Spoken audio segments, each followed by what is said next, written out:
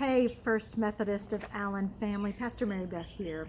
So I want to tell you one of my favorite stories about Jesus that's found in the Gospel of John at the very end of the Gospel. It's a story about fishing and about abundance. So the way the story begins, as John tells it, Peter decides one day he's going to go fishing, and he tells his friends, the other disciples, I'm going fishing. And they say, well, we'll go with you. Now, this is a little surprising at this point in the story, because at this point in John's gospel, they've been with the risen Christ a couple of times, and they've been given the power of the Holy Spirit. It's almost as though they want to go back to the way life was before. Why would they do that? I think a human tendency is that sometimes when we've had a powerful spiritual experience, we don't always know what to do with it. All we can think of is to just go back to the way life was. And maybe that's what's going on for Peter here. I don't know. What we do know is that he wanted to go fishing, and he invited his friends, and they all decided to go. So they get their nets and their gear, and they go out in the evening, and they go out fishing all night long. And despite the fact that Peter is a seasoned fisherman, this is what he grew up doing, it's what he did with his whole life before he dropped his nets to follow Jesus. Despite that, and despite that he knows the wind and the waves and the currents and the fish like the back of his hand, they don't catch a thing. They fish all night long and nothing. I can use my imagination and imagine that the group of them were frustrated, irritated, disappointed, weary, when, as the sun is rising, the risen Christ enters into that place of scarcity and disappointment. And he asks them if they caught anything, and they tell him no, and he suggests, put your nets over on the right side of the boat. He invites them to a new approach. So I think all of us have been approaching life in a new way lately. Kids who are school age and college students are having to learn how to do schoolwork at home, and parents who are trying to work from home are having to balance that and guide that.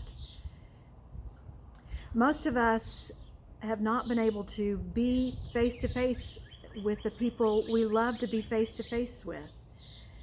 Finding that we can do that through all kinds of platforms like Marco Polo or FaceTime or Skype or Zoom. And worship, well, we've taken a whole different approach to worship lately. But here's what I think this story tells us. When Jesus invites us to a whole different approach,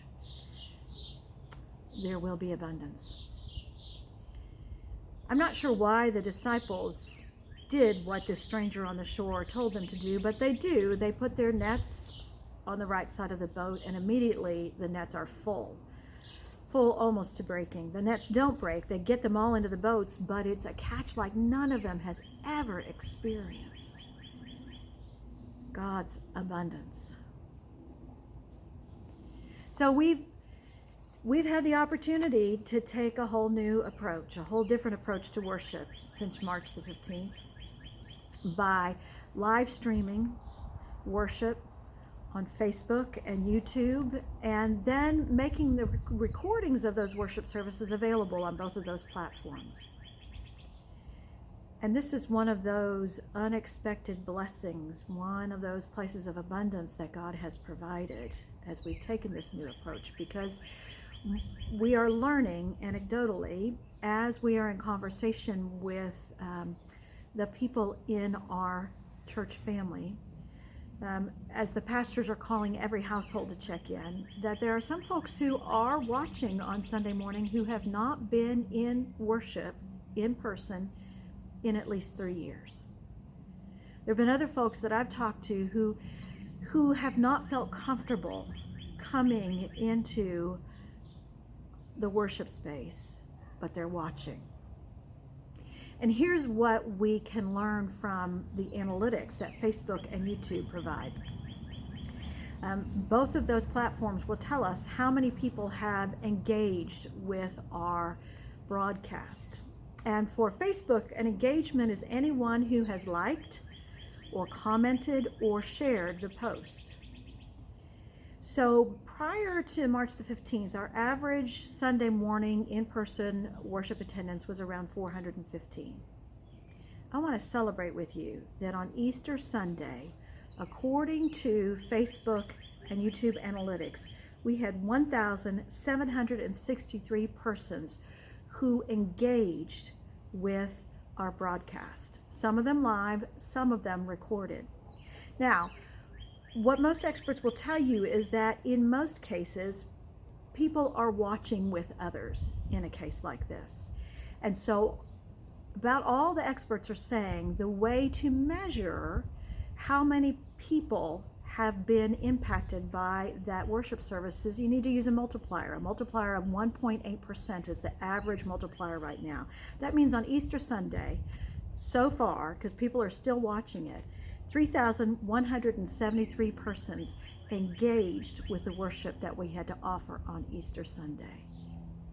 Over 3,100 persons. What a blessing. What abundance, because we've taken this new approach. So we are beginning to think about what things will look like when we are able to be back together in person, strategizing for that. And what we know is there are some persons who will not come back in person for a variety of reasons. Perhaps because they feel uncertain about whether they are protected from COVID-19. So I can tell you, we will not stop live streaming. This will be a regular part of what we do on Sunday mornings, to live stream our worship services, because we want to continue to offer the gospel in places that are new and different. I also want to say, if you want to be a part of the behind-the-scenes tech team that's making this happen, we've got a group of about 4 or 5 who've been working on this behind the scenes since March the 15th. We need to make the team bigger. There are about 5 different jobs on Sunday morning. And if you're interested in doing media or cameras or sound or directing or doing the chat, send me an email, marybeth@fumcallen.org, and we'll make you a part of that team. Our circumstances are calling for us to approach life so differently now. And so is God. And there will be abundance and blessing. See you on Sunday morning. Shalom.